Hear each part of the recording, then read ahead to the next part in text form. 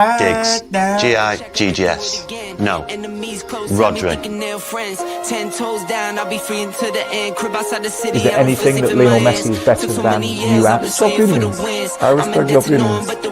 Maybe in your opinion, Messi is better than me, but in my mind, I'm better than him. I do it again. Add it up, bankroll, euro, peso, add it up, I'm just doing me, everything is on me, oh you matter what, add it up, bankroll, euro, peso, add it up, I'm just doing me, everything is on me, oh you matter what, told her if it's all me, everything is on me, gon' back it up, matter what, told you I'ma do me, why you hating on me, it's not adding up. Do roll like a Mack truck, country heart, I might cop a farm and go act up. Like scars, I was cold hearted, now I'm back up. Keep it real, I do this once a month, I don't rap much. I just take the money and go stack up. Only buy cars and get tatted up. All that other bull, it don't matter much. You only climb me, I put the ladders up. No fault, I done doubled up on the workload. I think I fell in love with the bankroll. Pray up, get money, then we lay low.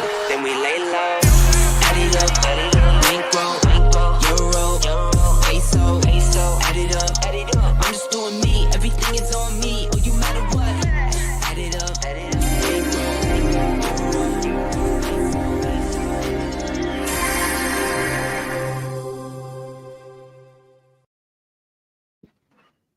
Yes, because I'm silent.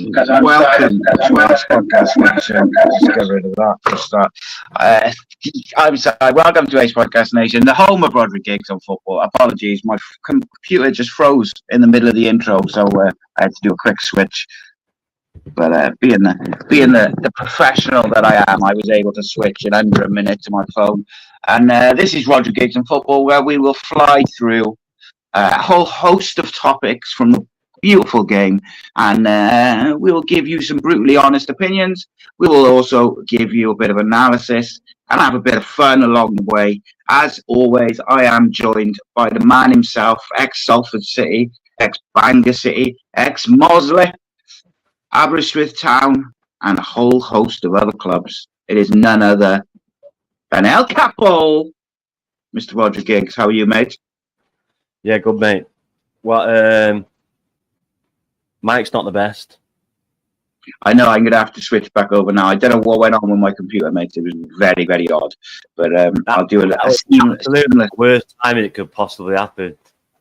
I know. It'll be seamless now. Yeah, good, mate. Good, mate. You? What about you? Okay after yesterday? Yeah, well, it's the first time they've lost in it for a while. So, true. I'm not used to it. But you could have been. It's like a relegation fight there, wasn't it? Two relegation. And I said in my preview that Luton's form didn't match up with their performances. They had been a bit unlucky, played some of the better teams. So I would have been happy with a draw. It was a tough one, but I think he needs to refresh it a little bit. He's been keeping the same 11 where possible, and playing 3 games in a week, mate, it soon takes it out with the players, doesn't it? Yeah. But on that front, mate, I want to talk to you a bit about journalists. I know you've had your fair share of dealings with them over the years, since you were young all the way up to present day. Still have journalists contacting me to get in touch with you. Did you see the guy? I think his name's Gary Cottrell.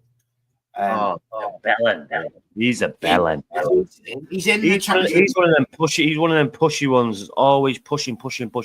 Yeah. Says appropriate things, try to get a reaction, and then when you're rude to him, it's like, oh, yeah.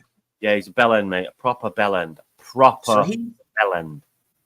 He's the one who the other week when Spurs lost to Palace, and they asked him a question.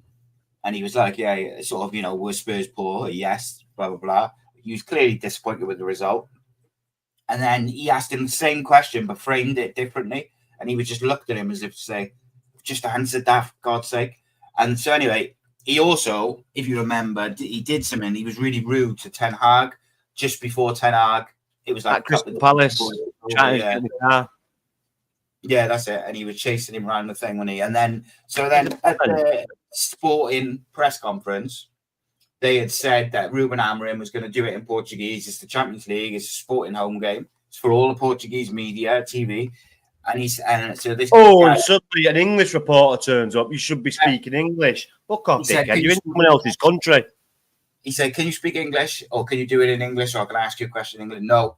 And they said no, and he said it a couple of times. And then in the end, he said, "Well, don't you think that's giving the cold shoulder to the English-speaking fans of Man United or the Premier League or whatever?" Honestly, mate, it's nothing to do with Man United. It's a sporting Lisbon game. Yeah, this is what I mean. Idiots. They're idiots, mate. They're idiots. Especially him. He's an idiot. There's some good journalists. There's some really good ones, but he's an idiot. He reminds me of the old school, like tabloidy paparazzi. He's an old pack. He's an idiot. I remember one time I was at school, mate. I was at 14 or 15. We used to live on this cottage on a main road. It was a little white cottage. It sunk down when you went into it. But anyway, my bedroom was overlooking the main road. Knock on the door. Mum's screaming. So I open the window and all I see is this reporter just flash back like that. What's gone on there? Full on hot brew right over him. Fucking get off. Fuck off, you. Leave us alone. Brew a fucking hot brew right over him. Right over his chest. He was like, I'm out the window going, you dickhead. Funny. Yeah, but that was about over 30 years ago, that. But you get dickheads like that. No means no. It's not hard, is it? No. I don't want to talk about that or whatever. I've answered it already, or I just don't want to talk about it. That's it. End of conversation. Just pushing reporters. You got the ones at Crystal Palace. You got bouncers like security just elbowing him. Do one, and he's like an idiot. Yeah, he's a donut, mate. An absolute sausage. But the thing is, right? If I was Ruben Amorim now, which I'm clearly not, but if I was him, I'd be saying, I don't want him in my press conferences. Fuck him. Don't need him. Like, he doesn't even do Manchester anyway. He's not a Manchester reporter, mate. They have the same ones going every week. He's nothing to do with Manchester United. He's Sky Sports on a jolly up in Portugal. He's a bellend. Why are we even talking about him? He's a dick. Yeah, honestly, I got a real issue with like people who were just rude, like, you know, and he was just bell. Yeah, like we should just rude. He's a prick and move on very swiftly. Let's talk about the game though. Man City lost 3 on the bounce, mate, which is not, you know, the usual. Obviously, the Carabao Cup went to Spurs. A lot of changes, youngsters, but they still lost. Then lost in the league, and then. It was a weird game, the Sporting one, because Man City had a lot of shots and stuff. But that Yorker is very, very clinical, mate, isn't he? I mean, that's why you score whatever he scored. Well, you say that. I don't know what he was doing with his first chance, so maybe he was like getting his sights in. I don't know, but that first one, terrible. Is it a symptom that, look, there's speculation that Pep is leaving in the summer, like his contract's up, he's not going to sign another one or whatever. That is the speculation. Is the knock-on effect to that we might see a bit of a inconsistent Manchester City this year? Or is it as simple as whenever Rhodri doesn't play, they're just not the same team? Whenever Rhodri doesn't play, whenever Kevin De Bruyne doesn't play, whenever Ruben Diaz doesn't play, whenever Kyle Walker doesn't play, they've got a lot of injuries, mate. A lot of injuries to key players. So now they're down to the mere mortals. So it's I mean, in fairness, mate, we said the same about United. Playing a 17, 18-year-old at the back, mate. So at the bare bones at the minute. Bournemouth battered them. I watched the game. I mean, bullied them, battered them. Sporting was a bit different. 30, 35, 40 minutes, they kind of battered them. They just didn't put the ball in the net. And then as soon as they come out in the second half, I missed the first goal. That's how quick it was. And then they scored the second one. It's game over. And then they obviously got the fourth, and then it is game over. But yeah, they don't even look like getting back into it, where City usually be pressing on. But yeah. Haaland doesn't miss many penalties, does he? And I think if that penalty goes in, it's probably a different game in the way, the momentum and things like that. What did you like? There's been a lot of talk of Ruben Amorim's 3-4-3. who's going to suit it? Is he going to take it to United? Blah blah. Like, what do you make of it from a tactical point of view? Do you like it? Do you think it'll translate? Well, he's got enough players to work. He's got enough good players to work with. It's all about effort and work rate. You see how hard they work. You see how fast they come out in the second half. Right at City's throats, and boom, straight away, goal. That's how you've got to be. Now, can they do that at Old Trafford? Yes. But the players have got to do it. Now we'll see which players are all in or just for themselves. Because you're going to have to work hard with this fella because he demands it. So I'm sure Ten Hag demanded it as well. But it's no walking about and stuff like that now. It's high energy stuff. And that's what you need to be a top player and to play for Manchester United. Yeah, like the system requires, especially from certain positions, like a lot of work. And I argue that on paper, I think United have got a lot of players who would benefit or suit that system. I think there's even some fringe players who might rebuild their careers with that system. But I question whether certain players have the work rate and the mentality to apply themselves to what he wants out of each player in terms of whether it's the tactical side of it and being aware of where you need to be and what you've got to do, or whether it's just a simple tracking back. Like, how many times have we seen certain players in our United side sort of half track back and then just watch the player they're marking roll 20 yards off and they're walking? Like, we've seen it a lot. And it's not even just one individual. I know everyone will kind of spring to one individual with that, but there's a few of them who do it. And I think that's where the issue will be. It'll be interesting, but then for every sort of player where you've got who doesn't track back, you have also got like a Bruno Fernandes or an Amad Diallo who will work hard. Even Anthony, for all his negativity about his going forward, like his work rate is pretty good. Like, he will track back and he will try and do the defensive side. So there is players who will put that effort in, and you'd imagine they'll all have a fresh slate with the new manager. And it's who shows it, who does it, who applies himself. I think that system will suit them, but I do think they probably need maybe one or two. But I think Højlund will become a different player in it. Like, I see a lot of people saying, "Oh, United should sign Gyökeres, and Gyökeres, they'll sign Gyökeres." He'll cost an absolute fortune for one. But also, I think if you look at Ruben Amorim historically over the last couple of years, he's very capable of working with young players. He's not afraid to chuck a 17, 18-year-old in. And I actually think Gyökeres, when he's gone out there from Coventry, is nowhere near the player he is now. I think he's been improved by the coaching and his ability. He's probably a bit of a late bloomer because he's 25, 26 or whatever. But I think this manager could get the best out of Højlund in this system, because Højlund wants the ball in behind, not to feet. But Ten Hag seemed intent on him coming back to have it to feet and win the physical battle with the set. The only position I really have problem with is on the left side. Who does that left side? He's been playing there recently, hasn't he? Do you think he could do that as a wing back? Yeah, but it's not balanced. He's not left footed. So, but then you've got obviously Luke Shaw should be back after the international. Could Ganacho do it? Could Anthony do it? Rashford do it? No. So the way he seems to set up, he didn't last night. He did it with two more out-and-out 10s, but he seems to set it up so the wing back should have do that one at number 10. Well, this is what I was going to say. So what he tended to do, he didn't do it last night, but what he generally tends to do is the one wing back will be more of a winger, and then the other wing back will be one that sort of inverts a little bit, maybe like a Mazraoui or someone like that. Yeah, but what I was seeing, what I was seeing, and a winger. What I was seeing when they were defending, when they went defending, it wasn't a 5, it was a 6, and they were all really tight. So you have to be defensive minded to do that and be switched on. And then one will pop out if it needed be, but it was real tight 6 across the back 4, like a tight back 4 in the middle, covering just literally the goal, and then obviously one either side to make it 6, and it was effective. Yeah, it's very difficult to play through in it when you've got a compact 5, 6 in the back.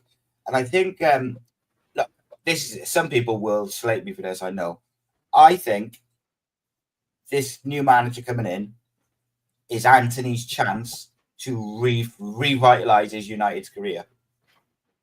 Because I think he has all the skill set and the attributes to play on the left side of the 4 in front of the defence as a left wing, but I think he's got all the attributes for it.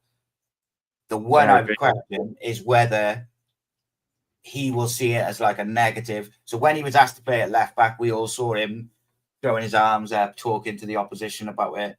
But the wing back is slightly different because he's still going to be very attacking.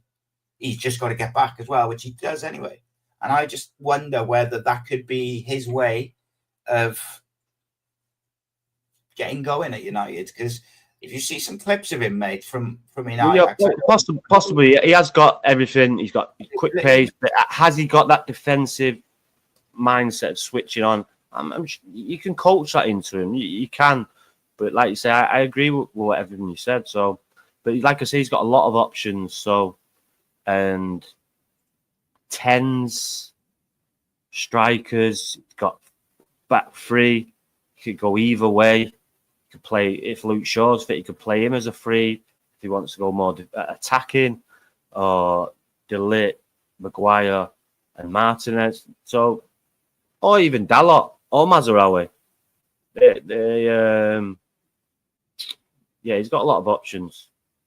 What a footballer Mazarawi is, by the way. What a bargain for 12 million, mate. That was. Yeah, no, I know United as a team is struggling. He's like Dennis Irwin, low maintenance, very steady.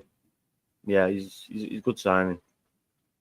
Yeah, 12 million's a bargain. But back to City, mate. Do you think the rumours of Pep finishing up at the end of this season would affect the squad? If you take, like, I know there's injuries, but just generally speaking over this season, will that have an impact, or will they just be of the mindset of we got to just get on with it? You would like to think not, but you look at Liverpool last year. As soon as Klopp said it, they nosedive. So that could possibly happen. We've seen it happen last year. So, but that's why I don't think he's saying anything. He'll probably Pep's like, last game of the season. Yeah, I'm off. See in a bit. This is my last game. I think he's one of them type of characters. If it's something's wrapped up or they've lost the league, they can't win the league, then he's, little farewell, which he fully deserves. So, but I'm not too sold on him finishing this year. I think he might get another year. So we'll wait and see. His contract. Why would you want to finish on a losing season when you've just been so successful? So, but that's the type of guy he is. Once he's done and made his mind up, he's done. So. And that's what type of character he seems to come across as. So, just wait and see, mate. But he also who knows? Fancy question. Who knows? It's just hypothetical, in it. So I don't know. Yeah, he hasn't got. I think his contract's up in the summer, so he'd have to. If he stayed another year, he'd have to sign a new deal. Mate, you know what that is? You know we need to do that.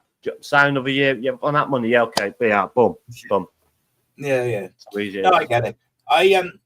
I'd be interested, mate, because one manager who has impressed me since he's come in, and whilst I still think he hasn't had the biggest of tests yet, I think the way Arne Slot has come in for Liverpool, and I think they look way better than they were under Klopp. Way better. Same squad, same players, maybe one or two in, but I just generally think he's added another dimension to Liverpool. And look, mate, we all know I'm no Liverpool fan, but you've got to say as you see. And I just think I look at it and I think tactically he's so astute. Again, yesterday, half-time, Liverpool weren't looking great. And then all of a sudden, and it's not the first time recently where they've come out after half-time and looked at a completely different side with a very, very small tweak to the personnel or the system. I mean, where do you think they look better now than they did under Klopp? I know it's a small sample size, but still think he's added something. It's the same, to be honest. A bit less, gun-ho. But, yeah, I was a bit... I've got jumped on the bandwagon with all this when Klopp's leaving, because he's left a very good team there. Sound team, experienced team. For when Ferguson and Wenger left, but they didn't leave very good teams, to be honest. No. He's got a very good team with a brilliant keeper, brilliant centre half. Midfield's okay, and the centre forwards, Salah is top class as well. So they've got 3 world class players in key positions. So it's to answer your question a little bit, plays a little bit easier on the eye, more possession, but still very effective and very good on the break. Do you think they're definitely in the title race, Liverpool? Yes, 100%. And looking at his stats, he's never lost more than 2 games in a row. I don't think he's ever lost 2 games. 1 game, then 2. I don't think he's ever lost 2 games back to back. That's a mad stat, that, isn't it? Yeah. He, at the moment, mate, I could see them winning the league because Man City struggle without Rhodri. Like, say what you will about the other players, he is so integral to their system that last year, the games they lost was when he was out. He's out all season. I know they've got a lot of injuries now, and it's kind of how the young kids can do over the next.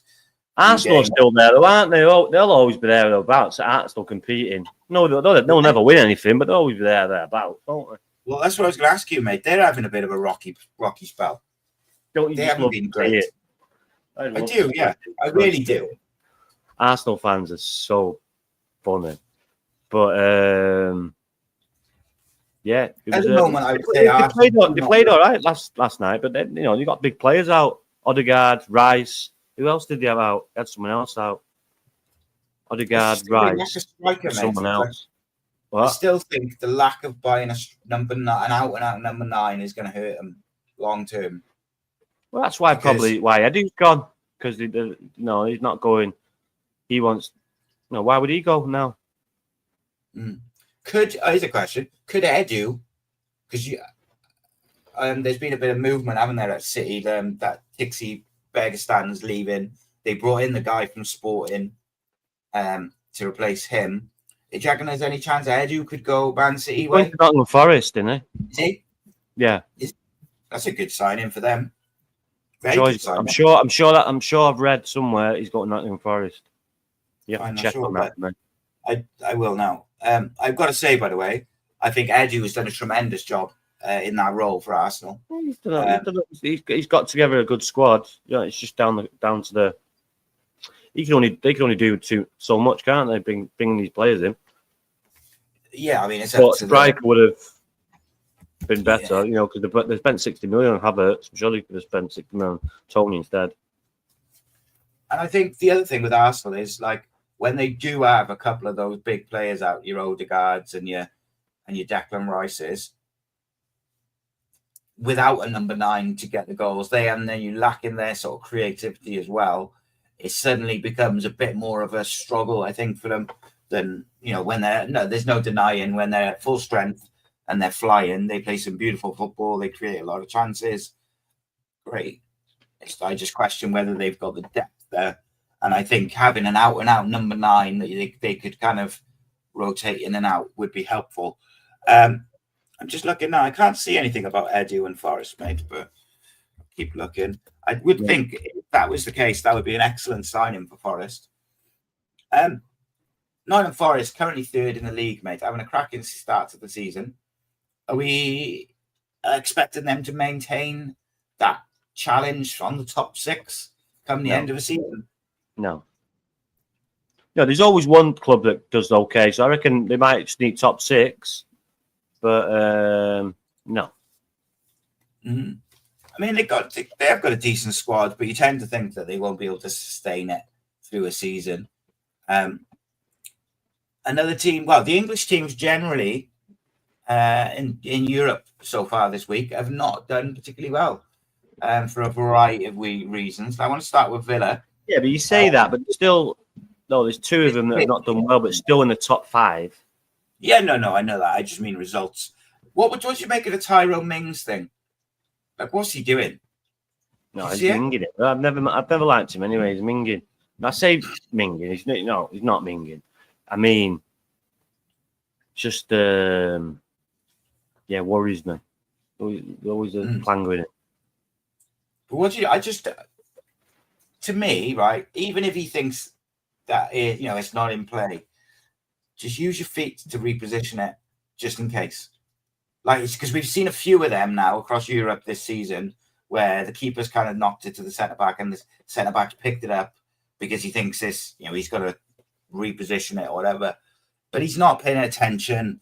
But it's such a soft penalty, stupid penalty, and it's cost him the 3 points at the end. You wouldn't be happy though, would you, if you were his teammate? Surely. No. And he picked the ball up randomly, like it's no. Why would you pick the ball up? Why? Why? It's just weird, isn't it? Why would you pick the football up, especially when you're in the penalty box? Duh. Come on.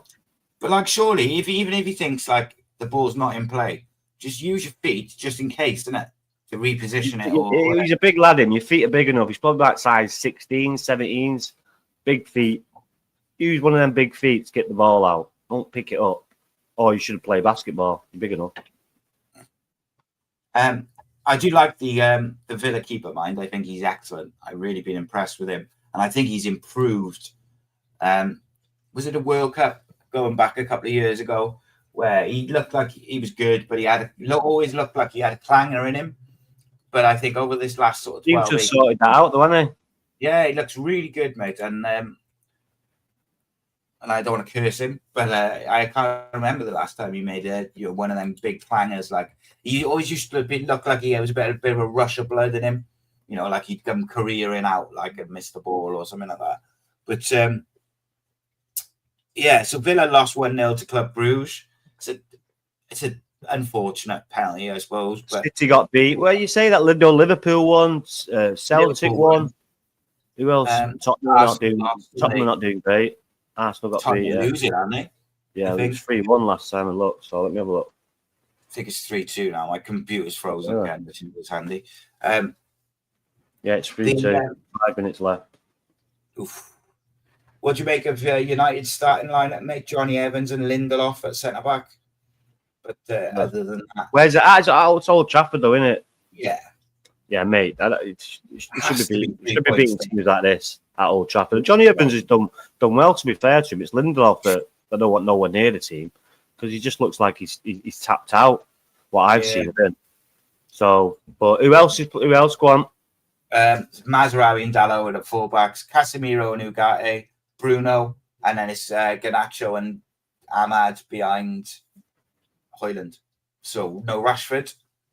On the bench, yeah. I think he's on the bench. My computer's frozen, so I can't check, but I'm pretty sure I saw him on the bench.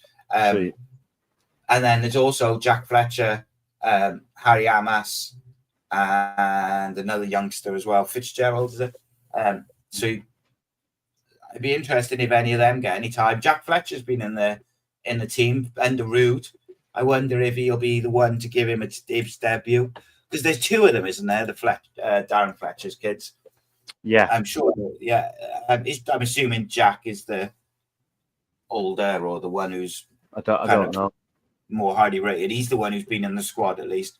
He's supposed to be very, very good, but from what I hear. They've got some good players, mate. There's some really good players. There's a young kid who just come back from injury, been out for a year, Lacey.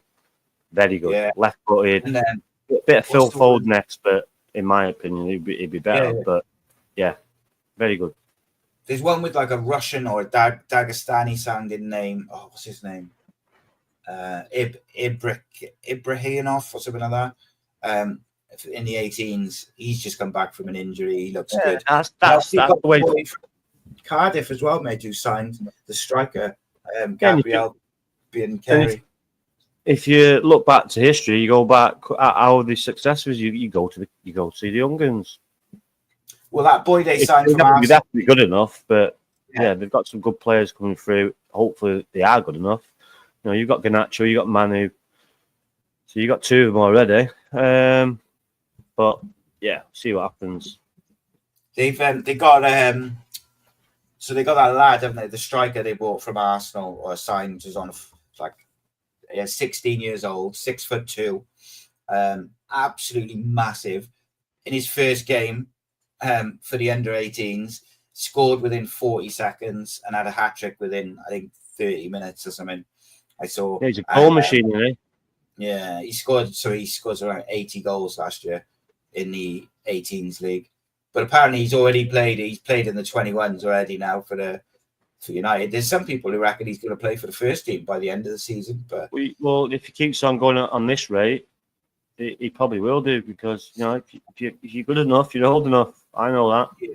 And I guess even though he's 16, that's because you've got that size on him. A bit like Rooney. Like Rooney had the build of a man, didn't he? Even when he was a kid, like 16. Yeah, but some kids are built like that, but they haven't got that man strength yet. Rooney had that man strength. You have to have that because you're dealing with proper athletes here and proper adults. So you can't be thrown in the deep end. So, listen, Man United, they'll know if he's ready or not.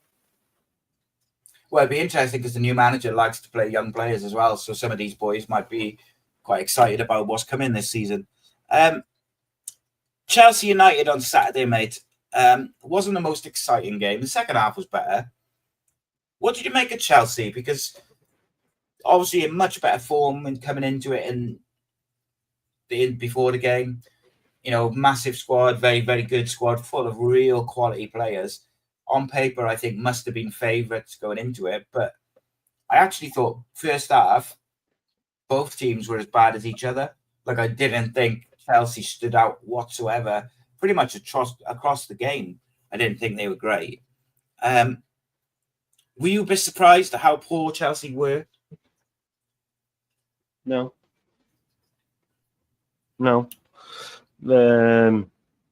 United were equally poor as well, though. It was a poor game. United are 14th, didn't they? Yeah, he's. I had a good golf day on Sunday, so it wasn't too all bad. How do we do? Very good. Bearing on playing off 3, I'm getting 38 points. I did all right. See, my motivational talks are working well. Love it. Lee Carsley's final England squad before he hands the reins to Tommy Tuchel. A couple of surprises in there, maybe. The lad from Southampton, Taylor Harwood, Bellis. Who else was there? There was someone else as well. Gibbs White from Forest. Angel Gomez in there. What about? Sorry to interrupt. What about Coventry getting? What is that all about? Oh, Mark Roberts, absolutely ridiculous, mate, isn't it? He's taken them to Wembley 4 times. They were in proper dire states when he got them. Turned them round. Who better to get him out of the situation than him? It makes me sick. He'll get relegated. Yeah, and that's what I said to my mate just about an hour ago. When was it Sheffield Wednesday got rid of Darren Moore, and they did it really shoddily after he'd done some amazing stuff for him, and they just binned him off. I wanted them to get relegated because of the way they treated him. And then I'm the same, mate. When I seen that today, I was like, I hope they go down, because he had done such a phenomenal job, mate. He's taken them to Wembley 4 semi-finals, should have beat United. 4 times. Far better team that day. Far better team. Just stroke of luck that we won. But yeah, it's poor Coventry City, poor. But sorry, go on, mate. These football clubs, right? They want loyalty from managers and players. But then you've got that. I understand. That's why you got to look after yourself. If you get a better job, it's better for your family. There's no loyalty in football. No loyalties to your family and it's been there 7 years, mate. And let's be honest, right? The championship is mad. You win 4 or 5 games, and you go shooting up the table. He'll get another job. He'll get another job. Very good CV. Very good. I thought he did a tremendous job there, mate. Pardon? I thought he did an absolute tremendous job. Yeah, so he'll get another job. So really, it's Coventry's loss, but yeah, poor form at Coventry. Poor form. Yeah, and I saw a lot of their fans saying, they can't believe that the club have sacked him, and it's like no manager's safe, is he? If they're getting rid of him with that sort of CV over the last 7 years, and like you rightly say, mate, when he took over, they didn't even have a ground, mate. They were playing their games somewhere else. They weren't playing home games at one point. Absolute shocking, mate. Absolute shocking. Just switching back to Chelsea, mate. One player who does look like he's back to his best or getting there is Moses Caicedo. Scored a good goal, but I thought he was very good. And he looks like the player he was at Brighton more now than he did 12 months ago. Because 12 months ago, I was like, wow, is he a player who just suits the system? Because he looks like a completely different player. But he looks now like the real deal. He looks like the player that we thought he was. Sometimes it just takes a bit of time to settle, doesn't it? You know, new area. Sometimes some people hit the ground running. Sometimes it takes a little bit. Well, everyone's different. I do like to do this now and again, mate. Like sort of at different parts of the season. Who do you think is going to get relegated from the Premier League this year? Wolves are struggling at the bottom, but so are Southampton. I like Gary O'Neill though, but they've got rid of players there, haven't they? They've got rid of a lot of players, so I really like Gary O'Neill and I really like Kieran McKenna as managers. I think they're excellent managers, and I'd be sad to see both of them go down. I'd like them both to stay up, but then when you look at the teams above them, Southampton, gone, boom, it's in a bit. There's one. Ipswich will probably be the other, and you know, before you know it, it'll be Christmas. They need at least 10 or 11 points, Wolves, by then. And that's because once it's Christmas and they've got not even 10 points, then Wolves will probably be with them. But probably. When you look at their Wolves' December run, mate. Palace got some good players though. So Everton have got some good players. Leicester, they're United going to get dropped. United going to get dragged into the relegation zone, mate. Not far off. Yeah, no. New manager now. Yeah, exactly. You look at Everton's December run, though. They play not Everton, sorry, Wolves. Wolves play Everton at the 4th of December. Then they play West Ham. Then they play Ipswich. Then they play Leicester. So that's what I was going to say, because that's what I was going to say. Wolves have had probably the hardest start of the lot, and now they've got some winnable fixtures. So let's see where they are at Christmas, and then but Southampton, Ipswich, and it's between Wolves, Everton, and Palace and Leicester. I don't think West Ham. I think West Ham will pull away.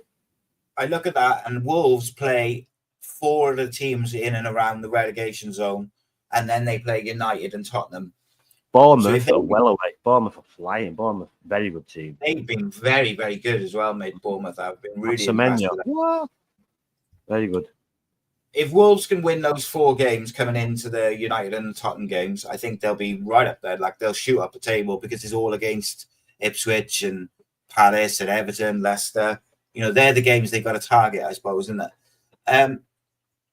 I know you've said a few times, mate, Tottenham have impressed you this year. Where do you see them sort of progressing and finishing this season? What would be a good season for Spurs?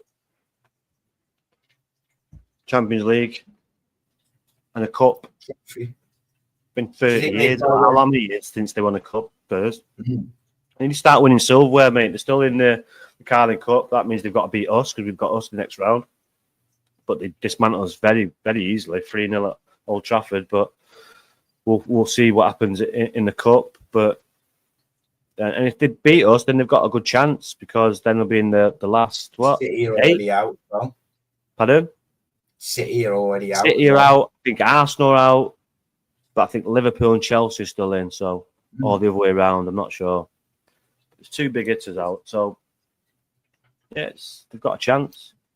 And but to answer your question, 4 or above and a cup. Otherwise, it's it's a failure. Ange usually wins things in his second. I was going to say season apparently. So, what about Bournemouth? Where is their ceiling? Top 10 at the moment. Top 10. Is that a good season? Did they just finish 10th? Very good season. You've seen the state of their ground and that 12, 14,000 stadium, little tiny club, punching well above the weight. And I criticise him to get rid of Gary O'Neill, but what I seen on Saturday against City, very good, very good. Another team who I've been very impressed with this year is Fulham. I think they've been really good. Obviously, at the moment, they sort of sit mid-table, ninth. I had Wilson. Get this, I had Wilson on my FPL, so I was spewing because he wasn't playing. Bring him on, scores 2 goals. Beautiful. Off the bench. Beautiful Off the FPL bench. score. Beautiful No. FPL scoring. Bosh. 15 points. Boom. Just in time for the Wales games as well. Got my tickets for Wales, Iceland. Looking forward to that. Nice Yeah. one.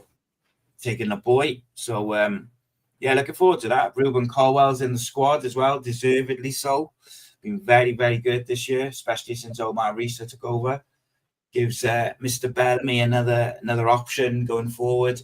I don't think Ruben will play, if I'm honest, but you never know, mate. If we need goals and need a bit of creativity, he's a very awkward player to mark because of his size. He's not a normal number 10. And Right, you done your Super Soccer 6, didn't you, yesterday? yeah, I did it. remember the first midweek in 4. I seen you did it. I don't know how I did though. I haven't looked. Did I do any good? Probably Yeah, not. you're still behind me, so Well, that's what happens when you don't play midweek for 4 weeks, isn't it?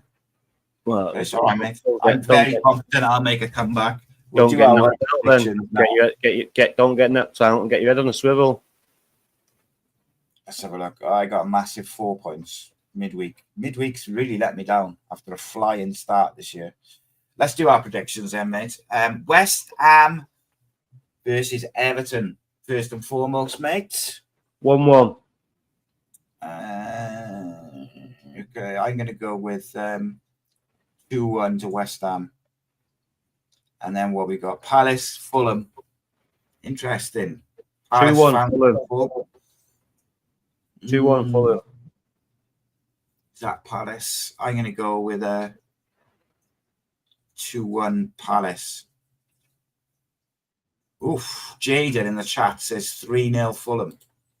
Bang. No messing. Brighton versus Manchester City. Surely not 4 games in a row, mate. Surely not. No, they'll stop the rot. 2-2. I'm going to go with a 1-1 there. And then Liverpool versus Villa, a big game, that one. 3-1. Oh, God, Villa have lost 3 on the bounce, mind as well. Didn't realise that. It can happen really quickly. If you haven't got a strong squad, games piling up. A lot of games in there around this time. Yep. Like before High the level games that some of them are not used to playing every week. Catches up with you. It's not even Christmas yet, so this is what I mean. It's not easy. And the Premier League, there's no easy games now. Like they're all teams are tactically aware. They've all got a few good, decent players. What did you say? I got Liverpool 2-0 against Villa. 3-1. Forest, high flying Forest versus some would say the underachieving Newcastle United. Even though they just beat Arsenal, but go on. Well, I'm just saying. Some would say they're underachieving with the money they got. And Go on, it's your turn. What are you going? I'm going 3-2 to Nottingham Forest. 2-1 Newcastle. Are we the lads? Oh, we know, lads. So is Eddie Howe underachieving with that squad to be 11th? Well, it's November. Just asking a question. He's only a couple of I'm points just giving ahead. you an answer. It's November. Chill your jet. Let's see where we are at Christmas, and we'll start. But if Eric Ten Hag was sacked and they're only 3 points ahead of United, is Eddie Howe under any pressure? Not at the minute, no. Chelsea got miles in the bank, mate. So we'll see. Like I say, see where we're at Christmas, and we can assess it properly. Been like what 10, 11 games. Just asking the questions. I'm just giving the answers. But then Ten Hag had 2 trophies in the bank. Tonight's playing for Manchester United, spent 600 million quid. It's a tough one. Chelsea versus Arsenal. And getting beat week after week after week, not beating any Arsenals, not beating anyone else, just getting beat off West Ham's and shite. So, yeah. Down you go. Down the road you go. And I was all for keeping till Christmas and see where we're at, but you can't argue. No. We've moved on. The new kid's coming in. We're on as the great Bill Belichick used to say, we're on to Cincinnati. There we go. So Arsenal travelling down the road to Chelsea. Neither club is in the best of form the last couple of games. Will Arsenal have too much? Will Chelsea have too much? 2-2. Jaden says 4-0 Arsenal. Havertz. He's obviously an secret Arsenal fan. And he's obviously drunk if he thinks Havertz is going to score 4 goals. He's been on the brains, that fellow. Havertz score 1 maybe if he's lucky, and that's doubtful. What did you say, mate? Sorry.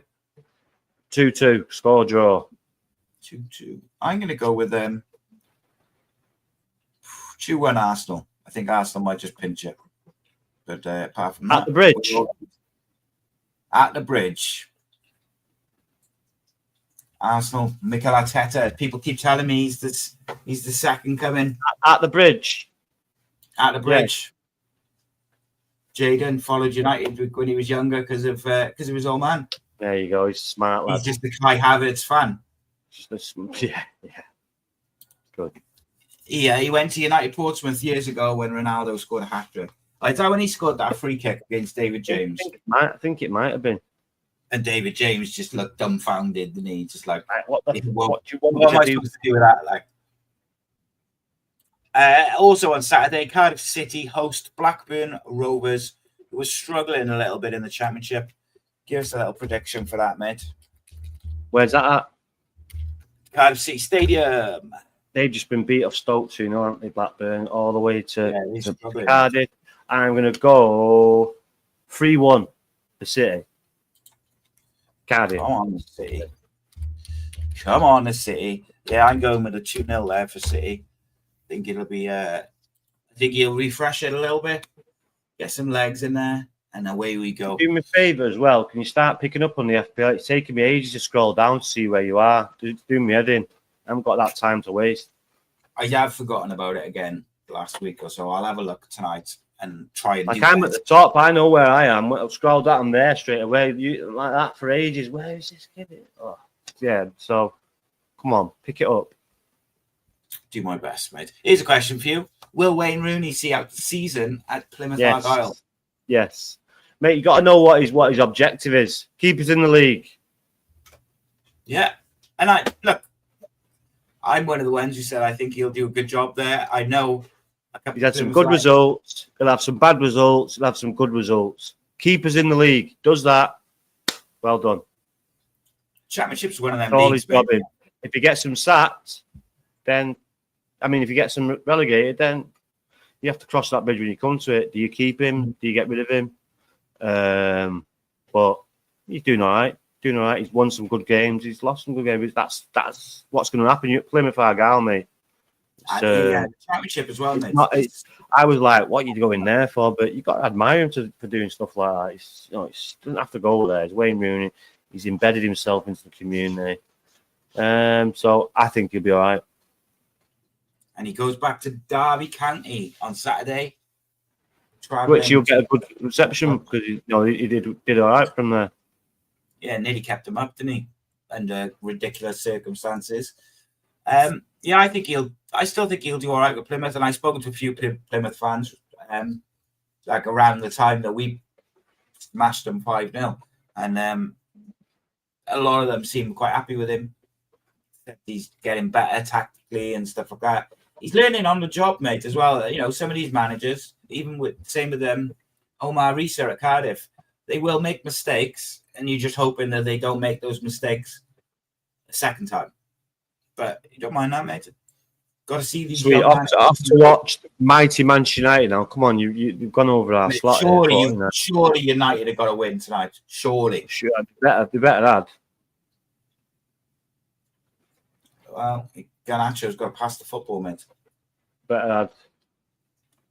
Did you see Casemiro shout with him when he he's low in life, mate. Yeah, he's gone. He's Casemiro have a go at Garnacho on Sunday. You are. Casemiro having a go at Garnacho on Saturday. Yeah, when, that's what you need. A bit more of that. To show you care instead of just going, never mind. You'll be all right. Tell your teammates to do better. Come on. That's what you want. Yeah, I agree, mate. Right. Nice one, mate. I will speak to you over the weekend. Some good UFC coming up. So, in a bit.